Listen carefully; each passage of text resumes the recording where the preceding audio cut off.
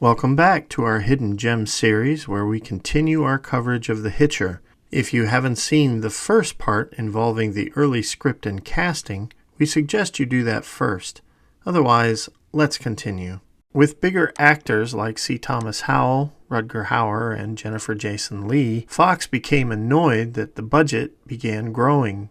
To the studio, the film was just another horror film that wasn't to be taken seriously beyond a low-budget movie, and it wasn't worth the price tag for bigger actors. And this wasn't the only problem. Many in the studio were not completely behind the film because they deemed it pure exploitation. Those that liked the film were sometimes put into the position of defending why they supported it. One such person was production vice president Carol Baum at 20th Century Fox, who recalled this. I can't remember who was there. It was an industry-type dinner, and somebody made a comment about the script. When I defended it, that person berated me for liking such a violent exploitation film. With support like that, it was no surprise that 20th Century Fox backed out of the film. To keep things going, Ed Feldman and his partner, Charles Meeker, decided to option the film themselves and began pitching it to other studios. Universal, Warner Brothers, Orion, and New World Pictures all passed on it. The major contention were two issues. One was the death of Nash, and the other was having this new director, Robert Harmon, being in the driver's seat. When they approached Paramount Pictures, president of production Jeffrey Katzenberg and production vice president David Kirkpatrick liked the film, but when their boss Michael Eisner looked at the project, he shot them down, saying it was off-brand for their studio. Nevertheless, Ed kept his faith with the film. He didn't want to change the script or the director, so everyone held out, hoping the movie would not fizzle. By happenstance, one of Ed's former employees, Donna Dubrow, heard that her old boss was trying to pitch a movie around town, and currently she worked at HBO Pictures. With support from Maurice Singer, HBO's senior vice president, the project went to Michael Fuchs for approval, but Fuchs turned down the idea. Not to be deterred, Donna went to Fuchs directly in New York and stressed to the president that the film would be more Hitchcockian than exploitation. To her surprise, Fuchs backpedaled and approved the idea on two conditions. The first was that the eyeball in the burger had to go, which director Harmon already was keen on nixing that idea. Also, the scene with that girl being torn apart by the truck needed to be toned down. When word got back, the makers of the film began meetings and negotiations with the studio, and as this occurred, it was stated there were some heated arguments, while options were put forward to change Nash's death. It was agreed that the direct violence done by Ryder would be done off-screen, and that no graphic moments would be filmed in the movie. With that, there was an agreement, and The Hitcher was given a budget of $5.8 million, and the film was finally greenlit. Now that HBO greenlit the production of The Hitcher, the film went forward as director Robert Harmon drove around California to Las Vegas to visualize the environment he wanted the film to take place in. During the trip, he picked locations like the Valley of Fire outside Vegas, El Centro, Barstow, California, Death Valley, California, and of course the old Route 66 as well as other locations. The movie crew would be driven place to place by a bus through 3 states during filming, from Nevada to Arizona to California. Principal photography was supposed to last 9 weeks. The first day of filming was outside the diner when Halsey is arrested. When C. Thomas Howell first met Rutger Hauer, he was very excited and eager. He admitted to the thespian that, despite his roles in the past, he never really acted before. Rutger had hundreds of ideas and improvised constantly. Many of these improvs would land in the film, and one example was his white handkerchief as he drove away in the truck. Rutger would just throw these things in, and if the director liked it, they kept it, and if it wasn't liked, they would do another take. This gave so much life to his performance, and he was free to do so. Now, the scene with Nash's death was always contentious. Everyone at HBO except DeBrow didn't like it. They were trying to make her death not horrible, when, by the nature of the script, it had to be. They suggested they film a funeral to soften her death, and this debate would continue right up to the release of the film. This contention would even hit Rutger as well. When it came to filming the scene where Lee's character met her fate, they had to finish everything by noon, and Rutger locked himself in his trailer and would not come out. Producer Ed Feldman was asked to talk to him, and Feldman recalled that when he went to Rutger's trailer, the actor was very nervous about the scene. Rutger felt that if he killed the character of Nash the way they intended, he would lose the audience. And Ed's response was, only great actors can play villains, and he was playing an ultimate villain. He got Rutger out at dawn, just before the sun came up, and they filmed the scene. Throughout the production, money and time were always an issue. Nearing the end of filming, everyone kept saying they were out of money and worried if they could finish the film. But director Robert Harmon never let them see him sweat. He was always calm and simply kept shooting as if there were no problems at all. Many on the crew were stunned by his managing the pressure, especially because this was his first time as a major director on a studio film. The last day of shooting had Howell escaping the police station where Ryder slaughtered all the police. Everyone had been drinking and celebrating the night before, but Howell had to buck up and climb over the rocks on the hill while everyone sat pretty watching him do all the work. For the music, Mark Isham was called by the director because he liked his compositions, especially Mrs. Soulful. The score is more mood than music. It is isolated, lonely, and soul-searching, with little breaks beyond action scenes. It is really great to listen to when you are in a really serious mood. He used his synthesizer and computer at his house, and he would play his work for Harmon whenever he visited before they dubbed the soundtrack. The film would go over budget, costing $7.9 million. When the film was put together, there were 2 studios to deal with.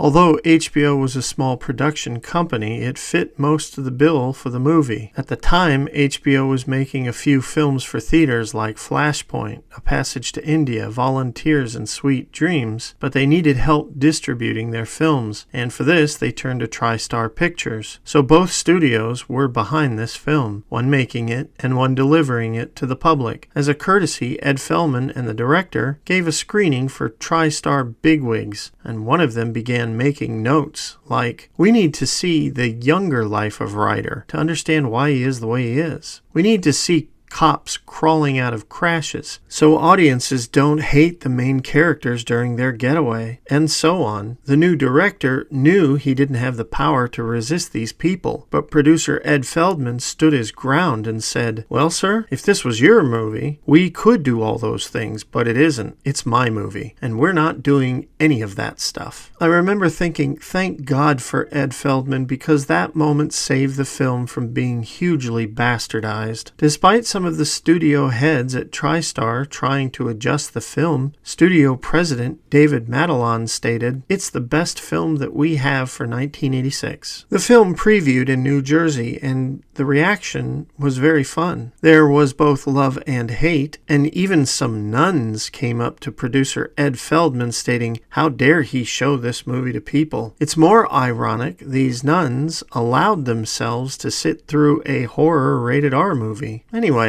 the press was simply not fair to this film in most cases. It started with the LA Times, which wanted to do a cover story for the film in its Sunday LA Times calendar section. The cast and crew were very accommodating and positive, doing interviews and talking about the film. It was a very optimistic experience, but when the article came out, it had a picture of Rutger Hauer in his trench coat with the caption, "How do these movies get made?" The entire crew felt duped, as if they were sabotaged. It was basically a story which we all felt we had been thoroughly tricked by this journalist, because there was no hint in her discussion of the questions or what the nature or the take of the story was going to be, that it was in effect not even necessarily negative about the movie, but it was a kind of a moralistic, quote, "these movies, how do these movies get made that are so horrifying and so frightening?" This would continue, even to the big critics, like Siskel and Ebert, who shunned the movie. Ebert gave it a 0 out of 5 stars and said the movie was a sick homosexual exploitation film. More heartless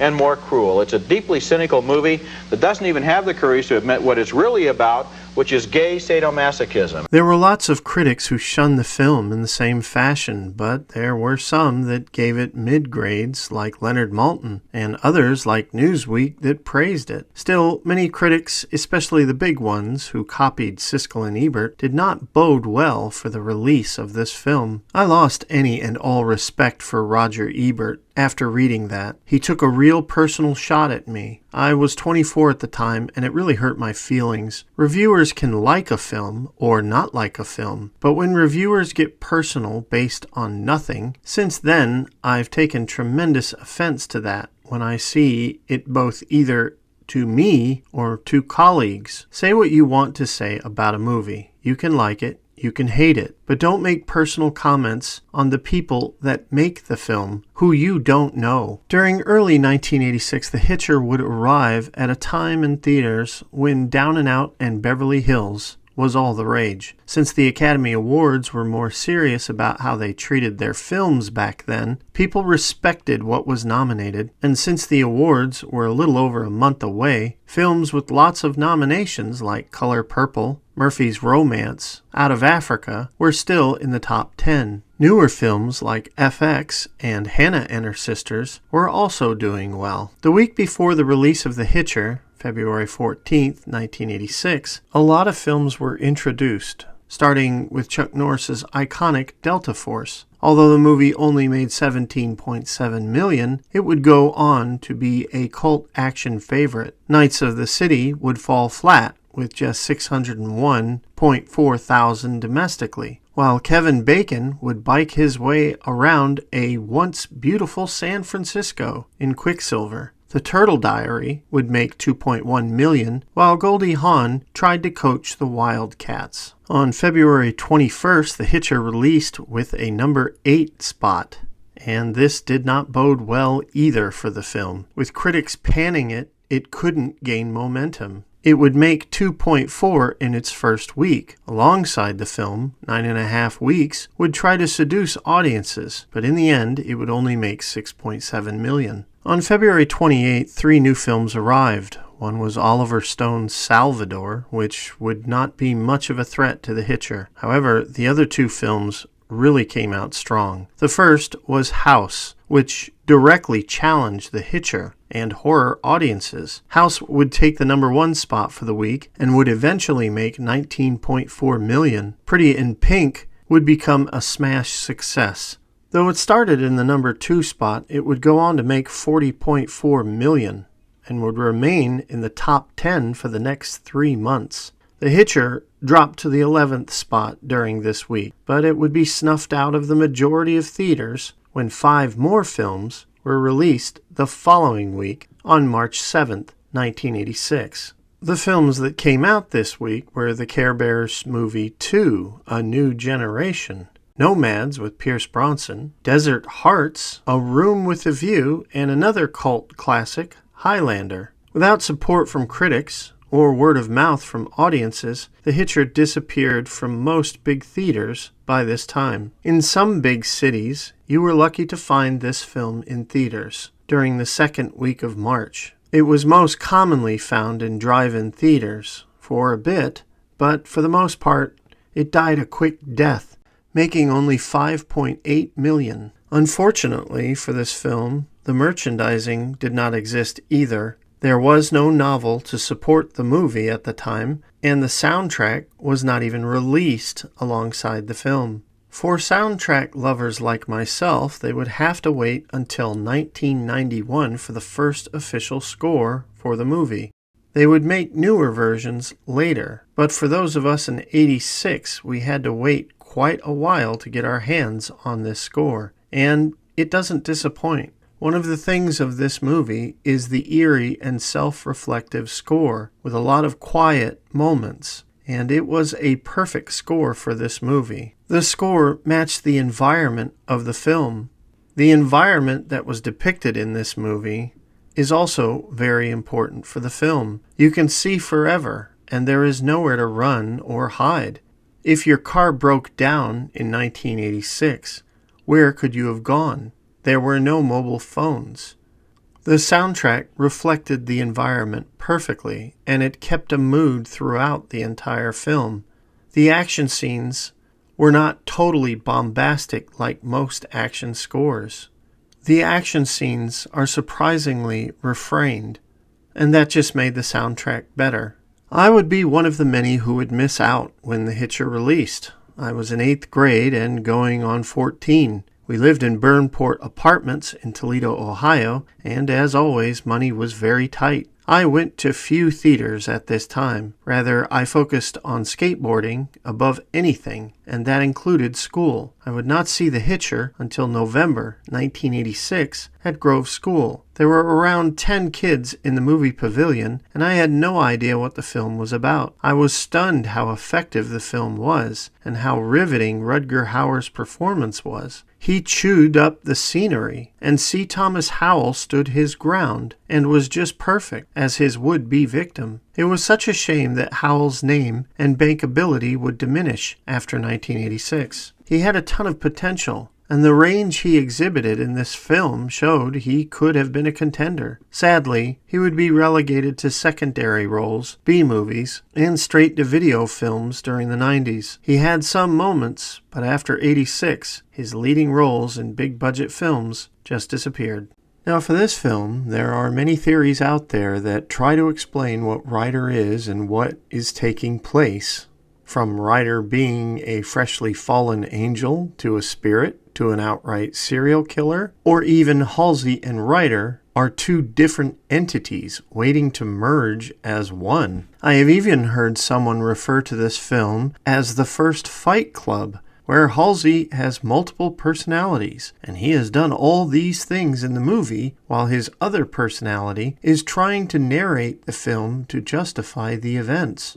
And there are even zanier theories than the one I just mentioned. I will address a lot of these in our Part 3 video, but I'm going to state right up front, there are some I will not entertain at all, and these are the ones. The first theory states that this film is a dream. Halsey falls asleep in his car, and then the horror begins. I'm not even going to waste my time on this one because that is just lazy. Sure, it explains the unbelievable aspects of the movie, but it can honestly be slapped on any movie out there that exists. My point is, quantification is required to make this film a dream, and the film has nothing to suggest it's a dream other than he was sleepy, like everyone else has been in the world when driving one time or another. Then there are sexist claims that this film is about the true nature of man.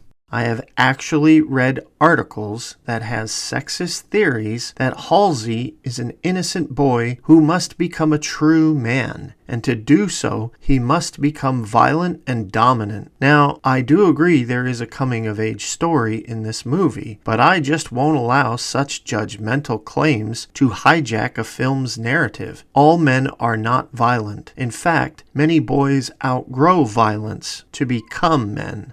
That's all I have to say about that. And that's all I have to say about this video. Next up, we dive into the many theories and the film itself. And until then, if you have to hitchhike, please be polite to those that pick you up, no matter how strange they are. Have a nice day. Be sure and tell them Large Marge sent ya. If you like what you see here, click like and subscribe. Super thanks helps, and so does sharing. We will see you next time.